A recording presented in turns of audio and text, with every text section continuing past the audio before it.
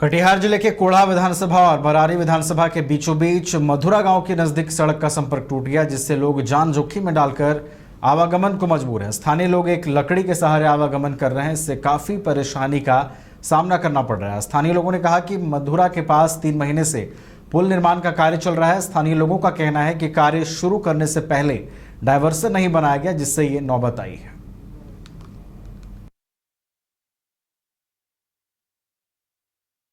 देखिए सर, क्या बात है कि यहाँ नया पुल बनता है। हाँ। यहाँ जो है पाइप देना जरूरी था, कम से कम 2-3 ठो बामा सब जो पानी निकालने के लिए। हाँ। लेकिन कौन ठेकेदार है यहाँ का पता नहीं। हाँ। आज तक भी देखिए अभी कितना आदमी परेशान होके टपता है, इधर उधर जाता है। हम लोग कितना दिक्कत करके उन लोगों को टपाते हैं। लेडीज भी आती है, बाइक भी आती है, प्लस जेंट्स भी आता है। हाँ। सबको टपाते हैं, कितना मेहनत करके टपाते हैं। यहाँ जो है यहाँ का ठेकेदार से मैं गुजारिश करना चाहूंगा, यहाँ कम से कम 3-4 ठो जो है पाइप सब देना चाहिए। डायवर्जन बनना था, यहाँ पे नहीं बनाया गया है। नहीं, ये तो बड़ी लापरवाही है। वो तो है। एक तो था, लेकिन छोटा था, उसमें पानी इस पार का पानी उस पार जा नहीं पा रही थी। पूरा पानी जा रहा है, आवागमन बाधित हो गया है। किसी तरह लोग जान जोखिम में देके अभी निकल। कौन सा जगह है ये? तो मधुरा और दुर्गापुर के बॉर्डर है, यानी कोड़ा और बरारी के बॉर्डर है। अच्छा, क्या नाम है आपका? मेरा समस्तीपुर के मुफस्सिल थाना क्षेत्र के दूधपुरा वार्ड नंबर 4 स्थित एक अर्धनिर्मित इंदिरा आवास मकान में छापेमारी कर उत्पाद विभाग की टीम ने भारी मात्रा में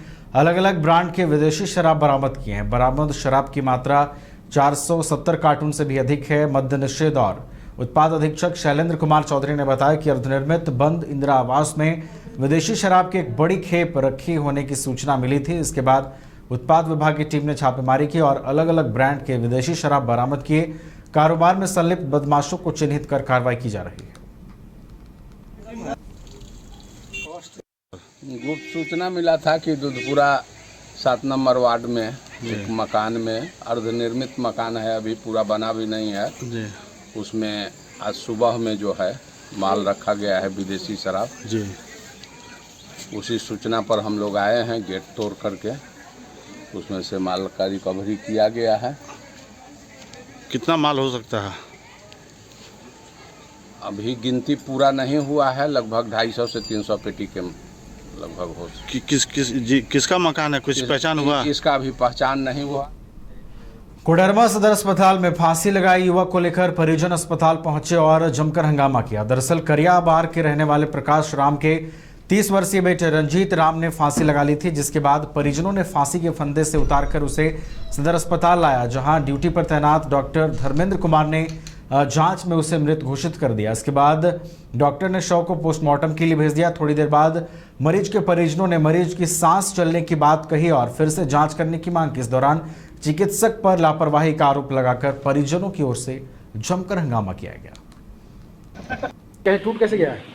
पेशेंट का अटेंडर का कहना था पेशेंट जिंदा है। अच्छा, जबकि पेशेंट मतलब डेथ हो चुका था। अच्छा, कौन कैसा पेशेंट था? फांसी लगा हुआ, फांसी लगा लिया था लड़का। कहाँ का? वो आया और जो है हम लोग जांच किया, जांच करने के बाद देखे कि पेशेंट मर चुका था। उसके बाद उसको पेशेंट को हम लोग रख दिया पीछे तरफ, उसको डेड बॉडी को जो है वहाँ मतलब क्या कहते हैं, हाँ मर्ग वाला में। भागलपुर जिले के सुल्तानगंज में 22 जुलाई से विश्व प्रसिद्ध श्रावणी मेले की शुरुआत हो रही है। इसे लेकर प्रशासनिक तैयारियां जोर शोर से की जा रही हैं। सदर एसडीओ के नेतृत्व में अतिक्रमण हटाया जा रहा है, वहीं घाट हो या रास्ता सभी को दुरुस्त किया जा रहा है। 24 घंटे पर्याप्त बिजली मुहैया हो सके, इसको लेकर जर्जर तार भी बदले जा रहे हैं। इसके अलावा बढ़ते गंगा के जलस्तर को ध्यान में रखते हुए बाढ़ नियंत्रण विभाग को भी अलर्ट मोड में रखा गया है। कच्ची कांवरिया पथ पर भी व्यवस्था दुरुस्त की जा रही है। जिला प्रशासन का दावा है कि इस वर्ष कांवरियों को बेहतर सुविधा प्रदान की जाएगी।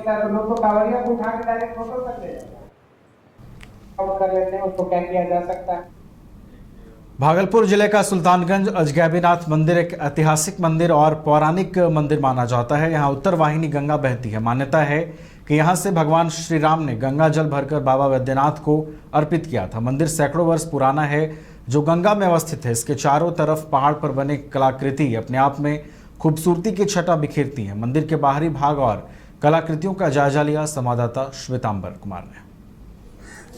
इस वक्त हम मौजूद हैं सुल्तानगंज के अजगैबी नाथ मंदिर के बाहर के प्रांगण में। हालांकि हम अपने दर्शकों को अंदर के गर्भजोन का भी दर्शन कराएंगे। फिलहाल हम बाहरी जो यहाँ का पहाड़ पर ये अवस्थित यह मंदिर काफ़ी ही अपने आप में खूबसूरती बयां करता है और कुछ ऐसी चीज़ अपने आप को दर्शाता है जो कि यहाँ के देश ही नहीं बल्कि विदेशों से भी यहाँ पर काफ़ी संख्या में लोग पहुँचते हैं और इस मंदिर के बाहर उकेरे गए कलाकृतियों को अपने कैमरे में कैद कर करके इसे ले जाते हैं। इसके अलावा मैं मंदिर के बाहरी हिस्सा को दिखाना चाहूँगा कि ये मंदिर का ये बाहरी हिस्सा है और ये पत्थर जो बिना किसी सहारे के ये अवस्थित है और उसके ऊपर मंदिर विराजमान है। तो ये खुद अपने आप में अद्भुत नज़ारा है और इसे लोग जब यहाँ आते हैं तो अपने कैमरे में कैद कर करके इस खूबसूरत कलाकृतियों को ले जाते हैं।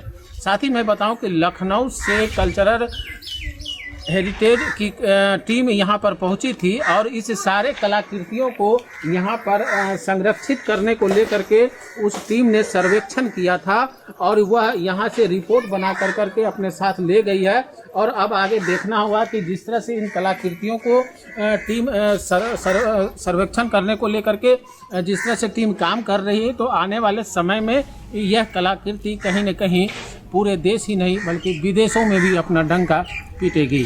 फिलहाल सुल्तानवर कुमार झा, न्यूज़ 22 सुल्तानगंज। भागलपुर जिले के सुल्तानगंज थाना क्षेत्र के नवादा से 4 जुलाई को एक अनाज लदी पिकअप वैन की चोरी हो गई थी। कार्रवाई करते हुए सुल्तानगंज थाना पुलिस ने उसे कजरेली के पेट्रोल पंप से बरामद किया है जिस पर लदे अनाज गायब है। निरंजन कुमार ने सुल्तानगंज थाने में गायब हुए गेहूं को लेकर चालक और गाड़ी के मालिक पर आरोप लगाया है कि षड्यंत्र के खिलाफ अनाज को गायब किया गया है। गल्ला व्यवसायी ने सुल्तानगंज थाने में लिखित आवेदन देकर न्याय की गुहार लगाई है।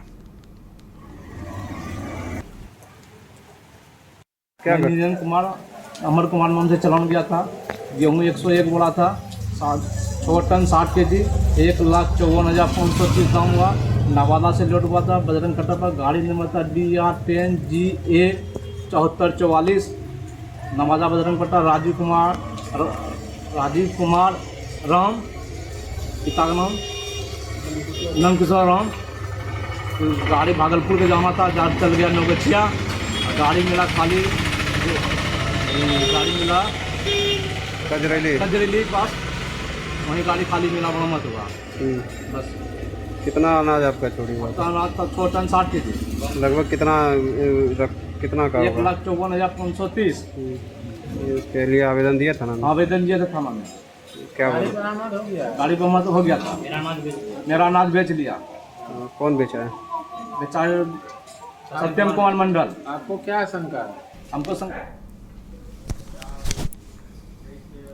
नेपाल में बारिश के बाद सिकटी का नूना उफान पर है जिससे मनरेगा बांध भी ध्वस्त हो गया है। इसके साथ ही नूना नदी का पानी सिंघिया गांव में घुस आया है।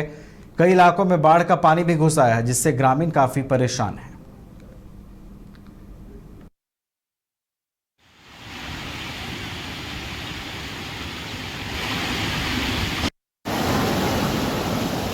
यहाँ बाढ़ आ गया है। खगड़िया जिला सिकटी थाना क्षेत्र पड़ता है ये। और कौन सा गांव है? ये गांव सिंगिया है, वार्ड नंबर 6 पड़ता है। वार्ड नंबर 3 पड़ता है ये गांव। काफ़ी बुरा स्थिति है, आप देख रहे हैं लोगों का घर डूब गया है, माल जाल का सब बर्बाद हो गया है। ये आप सड़क पर खड़े हैं? ये सड़क है, ये सड़क नहीं, ये तो अभी नदी बन गया है। कुछ समय पहले सड़क था, अभी नदी बन गया है। नदी बन गया। हाँ, ये सरकार का नीति है। देखिए यहाँ का प्रशासन, यहाँ का प्रतिनिधि, जनप्रतिनिधि जो है, कुछ लोग ऐसा करते हैं। एक धारा, 2 धारा बहती थी इस नदी का, एक धारा को बांध करके ये हाल है। वो धारा अगर जो आज के डेट में भी खुल जाए तो यहाँ इधर का पब्लिक का जान। बोकारो जिला मुख्यालय से 50 किलोमीटर दूर अवस्थित गझंडी नामक गांव है। गांव से सटे जंगल में दलाही कुंड है। मान्यता है कि यह कुंड रोग पाप नाशनी है। कुंड के पास खड़ा होकर ताली बजाने से पानी में कोलाहल शुरू होता है, बुलबुले निकलते हैं, फिर पानी का लेवल ऊंचा होता है। इस कुंड की कथा और मान्यता है कि जो लोग रोग से ग्रसित हैं या फिर निसंतान हैं तो वो यहाँ आते हैं और उनकी मन्नतें पूरी हो जाती हैं और रोग से भी मुक्ति मिलती है।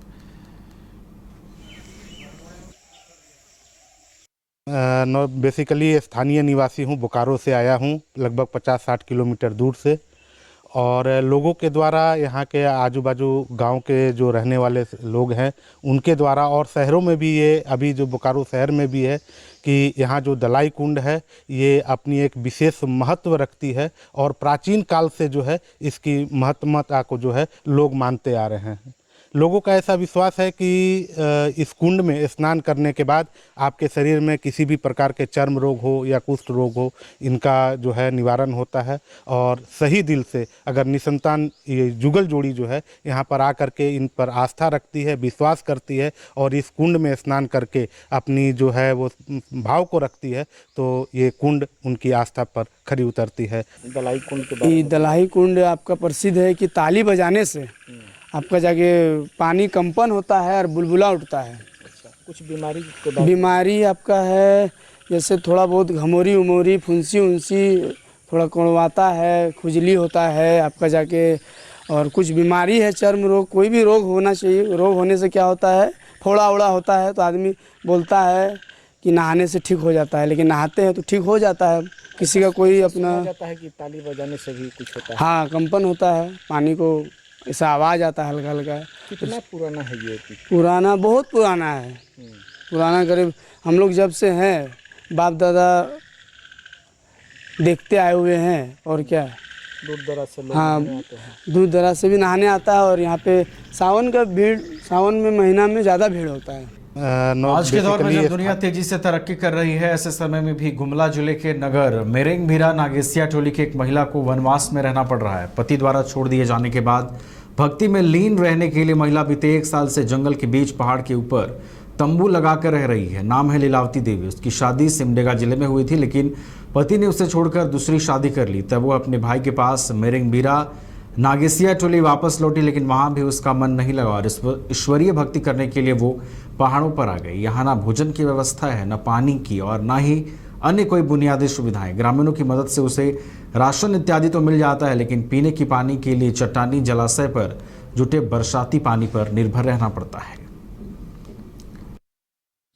समाज सेवा, और यहाँ मेरेंगभीरा इस गांव में वीरान जगह है, जंगल, पहाड़, पर्वत, और 1 साल से इस लेडीज लीलावती देवी यहाँ रह रही है। और यहाँ जंगल, भालू का इलाका है, पहाड़, पर्वत। यहाँ पर ही हम लोग चाहते हैं कि इसके लिए मंदिर बनाया जाए और कुछ रहने के लिए घर का व्यवस्था किया जाए प्रशासन की ओर से, ताकि इसको सुविधा मिलेगा। यहाँ पर ही हम लोग चाहते हैं कि इतने बड़े जंगल, जानवर, भालू आता है, आज बरसात का दिन है, पानी आ रहा है, फिर भी इस झोपड़ी में रहती है यहाँ पर ही। और यहाँ के गांव के लोग थोड़ा मोड़ा सहयोग करते हैं, चावल डाल देते हैं, उसी को खाती है। और यहाँ छोटा सा तालाब। बिहार सरकार के पर्यावरण, वन और जलवायु परिवर्तन विभाग की ओर से सोमवार को 75वां वन महोत्सव का शुभारंभ किया गया। अररिया जिले में भी इस मौके पर खेल भवन में समारोह का आयोजन किया गया। पर्यावरण, वन और जलवायु परिवर्तन विभाग के अररिया वन प्रमंडल की ओर से आयोजित कार्यक्रम में डीएफओ, एसपी समेत अन्य विभागों के अधिकारियों ने भाग लिया। मौके पर खेल भवन परिसर में अधिकारियों द्वारा वृक्षारोपण भी किया गया। 75वां वन महोत्सव मना रहे हैं और माननीय मुख्यमंत्री जी के द्वारा आज पहला पौधा लगाया गया है, जिसके बाद सभी जिलों में इसकी आधिकारिक शुरुआत की गई है। तो हमारे ज़िले का ये अमृतसर अभी पुलिस अधीक्षक महोदय आए थे, उन्होंने अपने हाथों से वृक्षारोपण किया है। इसके बाद से हमारा ये ऑफिशियल बड़े पैमाने पे जो वृक्षारोपण का कार्यक्रम है वो शुरू कर दिया गया है। आने वाले समय में हम लोग फरवरी तक ऑलमोस्ट 8 लाख पौधे लगाएंगे, ये हमारा लक्ष्य है।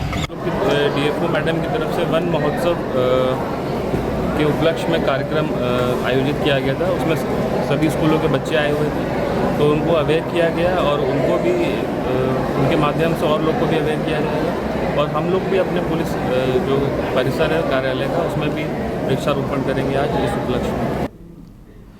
और अगली खबर नालंदा से है। नालंदा में सीएसपी संचालक पर ग्राहकों के पैसे गबन करने और राणा बिघा में फेंके जा रहे कूड़ा की समस्या को लेकर जो है वो ग्रामीण डीएम के पास न्याय की गुहार लगाने पहुंचे हैं। दीपनगर थाना क्षेत्र के राणा बिघा इलाहाबाद बैंक के सीएसपी संचालक द्वारा ग्राहकों के साथ धोखाधड़ी करके रुपए गबन करने और घनी आबादी के बीच नगर निगम द्वारा फेंके जा रहे कूड़ा कचरा से होने वाली परेशानियों के विरोध में ग्रामीणों ने डीएम को अवगत कराया और जल्द से जल्द समस्याओं को दूर करने की मांग भी की है। अन्यथा ग्रामीणों ने आंदोलन की भी चेतावनी दी है।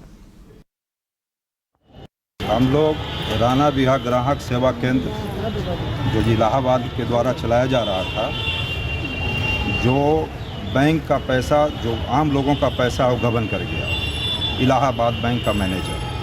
हम लोग 23 से सन ईस्वी 2023 से एसडीओ साहब के माध्यम से मीटिंग बुला करके उनको कहा गया कि आपने जो पार्ट पेमेंट किया है आधा लोगों का, 147 लोगों का पार्ट पेमेंट, उनका पूरा पेमेंट करवाओ और बाकी शेष लोगों, बचे हुए जो शेष लोग हैं उनका पूरा भुगतान कराओ। दूसरा मुद्दा क्या है? और दूसरा मुद्दा है जो राणा बिघा कोसुक के पंचानी नदी के किनारे जो कूड़ा कचरा गिराया जा रहा है अभी तक बंद नहीं हुआ।